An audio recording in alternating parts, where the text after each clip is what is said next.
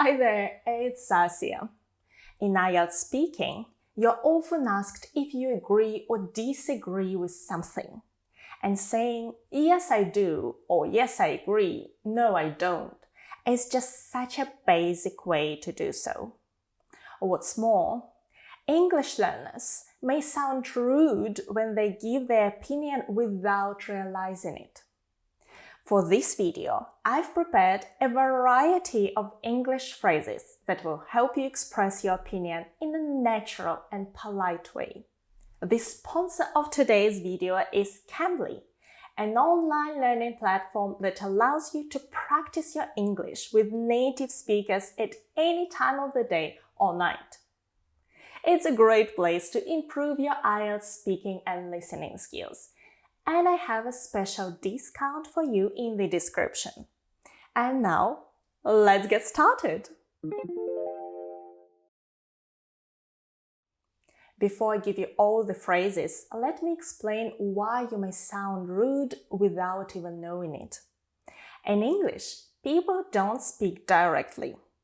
If you just say, "You're wrong," "I completely disagree with what you're saying," you will sound impolite, to say the least.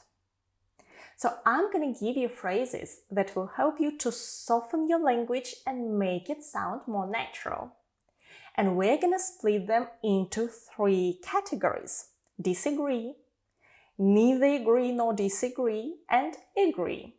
And here are phrases you can use to disagree. We start with phrases you can use to strongly disagree and then go to phrases you can use when you disagree to some extent. The first phrase is, actually, I would say the exact opposite. For instance, do you think in the future people will live longer? Actually, I would say the exact opposite. Taking into account all the environmental issues we're facing today, and so on. You could also say, I see your point, but I must admit I completely disagree with it. Or, I see what you are saying, but I must disagree. For example, children spend most of their time at school, so schools should be entirely responsible for children's education and not their parents. Do you agree? I see your point, but I must admit that I completely disagree with it. You could also say, that's not the way I see it. And then you explain how you see it. So all those phrases will help you to say that you strongly disagree. Next, I'd be inclined to disagree. Inclined means liking or wanting to do something. I'm inclined to trust him. Or, I'm not lazy, I just don't feel inclined to study today. And you can say, I'm inclined to disagree, or I'm inclined to agree. Both work. I think I would probably have to say no. This one is usually used when you're replying to a suggestion. Are you coming to the party tonight? I think I would probably have to say no. It means you're definitely not coming. I would say that's not always true, or I'm afraid that's not always the case.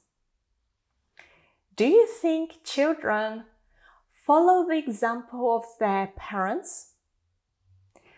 I would say that's not always the case. And you should adapt those phrases to match what you want to say. Because if you said, I'm afraid that's not always the case, it means you think the children should always follow the example of their parents, but perhaps sometimes they shouldn't. And in this case, it's better to say, I would say, or I think that's not always the case. Next, I'm not so sure about it. You can use it when someone is saying something that you think is not factually true. There are over 10 billion people in this world. I'm not so sure about it. I think we're not 8 yet. You can also use it when someone is proposing something outrageous. For instance, let's go hiking at night and meet the sunrise on the top of that mountain. I'm not so sure about it. I agree up to a point, but it means you agree only to some extent, but mainly you disagree. You could also say, of course, there is some truth in all this, but only up to a point. I don't entirely agree with you or with your opinion.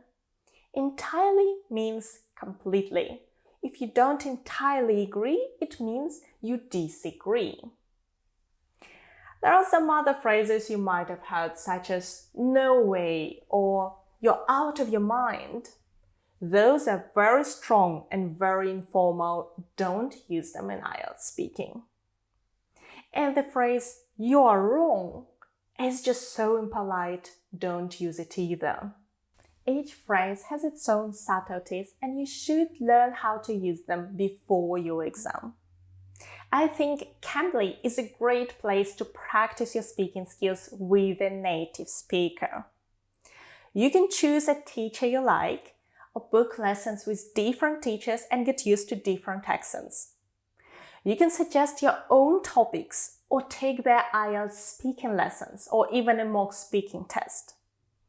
Lessons start from just 15 minutes a day, twice a week, and you can take them at any time that suits you.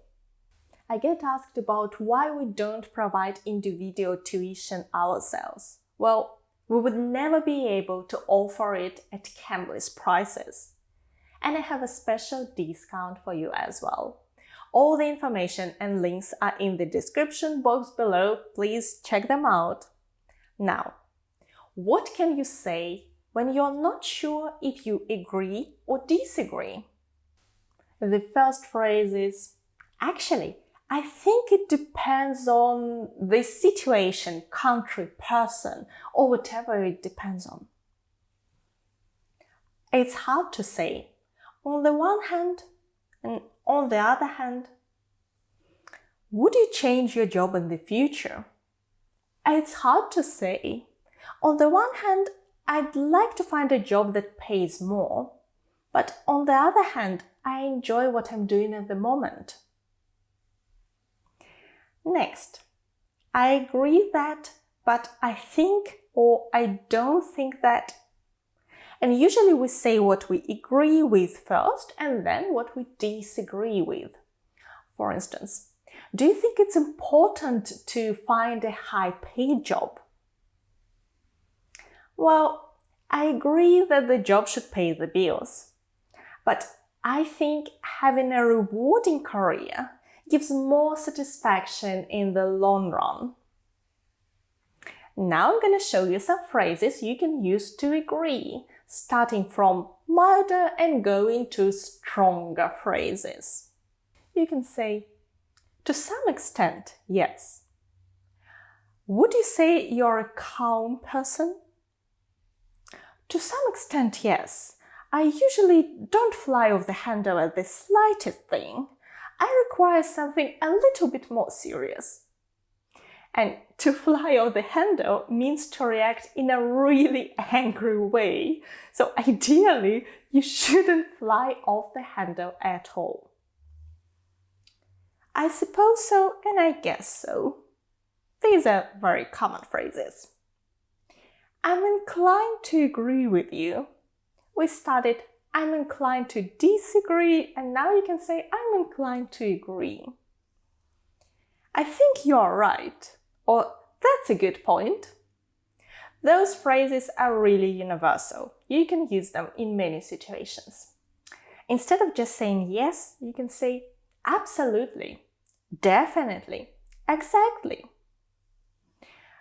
All those phrases already show that you agree. But when you strongly agree, you can go even further and say, I couldn't agree more, or that's so true, or I have no doubt about it. You can also say, "That's exactly how I feel," or "I feel exactly the same way." These two are more about your feelings rather than some factual information. And be careful with these phrases. They are really strong and you should choose where you can use them. If you're asked about something really mundane, like, "Do you think it's better to get up early?" and you say, "That's exactly how I feel. It's so true." That's a bit of an overkill, you know. Sometimes you just want to express your opinion and you could say, "If you ask me," or "quite frankly," or just "frankly." "I must admit," or "to be honest." For instance, "Quite frankly, the very thought of it terrifies me." Or, "To be honest, I'm not into arts and I don't even have a favorite painter." If you get questions about arts and that's how you feel, don't be embarrassed to share it. All these phrases, the last 4 phrases, show that you're about to reveal something, that you're going to be open and honest. You can find all the phrases from today's lesson in the description along with the links to Cambly. You know what? These idioms are really handy in the speaking test. Thank you for watching me today. Good luck with your preparation and your exam. Bye!